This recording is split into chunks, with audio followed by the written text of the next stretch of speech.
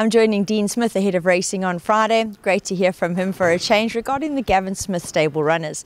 And we're going to start off in race 1 with Tartan Queen. Now she's going to be trying blinkers. Yeah, Nate, she's a lovely filly. She's obviously will be better over a touch further, but she's showing enough speed back at home to win over the shorter trip. We've put the blinkers on just to sharpen up and keep her mind on the job. She was running around in her last 2, and yeah, she should run a better race than last time out. Up next, we'll have Colonel Green and King of Queen, who placed again on Tuesday.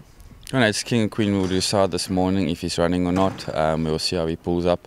And Colonel Green, last time out, also he just ran up to them and he also sort of stayed with them. Craig said let's try the blinkers, so we're putting the blinkers Friday. And yeah, we're expecting a good run.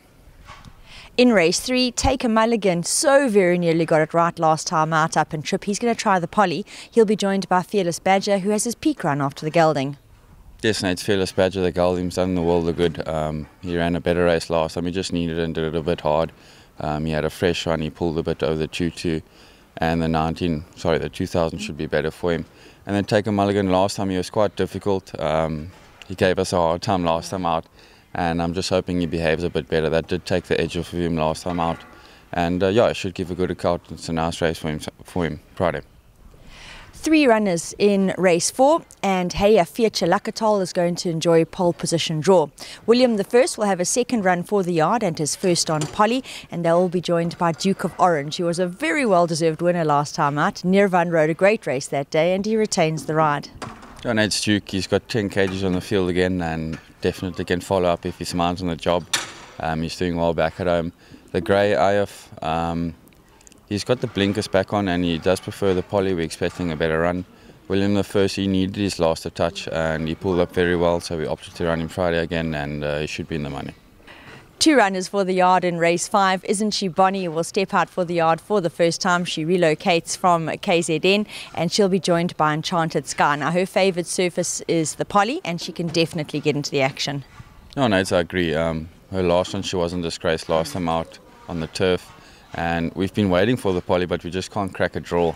She's had a long layoff just because she can't crack a draw, but she's fit and well, and definitely including quartets. Isn't She Bonnie? She shows lovely work back at home, hence her form being 1,000 metre only, but we're trying the 12. It's a right up a race for her, and we've got Donald up to claim 1.5, also definitely including quartets. Moving to race 6, another 3 runners. Donny T, well, he's always about the action. Explosive Speed will make his local debut. He relocates from the Western Cape and will enjoy the claim 4. And finally, Globe Tonic. Now, he's better than his recent form. No, Nate, I agree. Globe Tonic hasn't brought it in his last couple of runs, and we're just expecting a better run. We freshen him up. Haven't worked him hard at all. He's going to run fresh. Explosive Speed, he puts up very good work back at home. Definitely include, but Craig said you must watch out. He does burn the tracks up. He's got the claim 4. He's had a nice Polly gallop. Definitely include. And Donny T is always in with a shout, including quartets. Behind us is Dame of Flames, and she's one of 2 runners in race 7. Now, Dame of Flames absolutely flew late, and she has previously held her own at this level. Aerial View, well, she's better than her last start, but she is right up in class.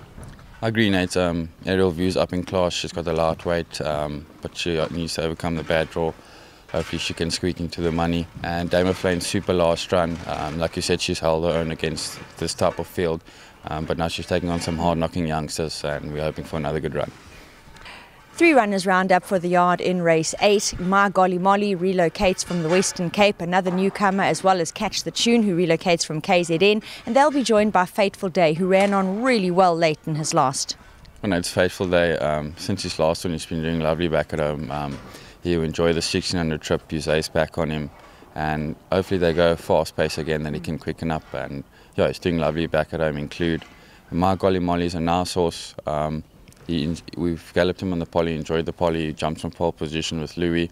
Also he's in with a shout, and Catch a Tune may need the run a bit. He's got the claim 4 up, he's got no weight, but yeah, he should need the run. Great breakdown there by Dean. A lot of newcomers stepping out for the yard, which is always great to see. In general, they're holding steady form, and the yard will be a big force again on Friday.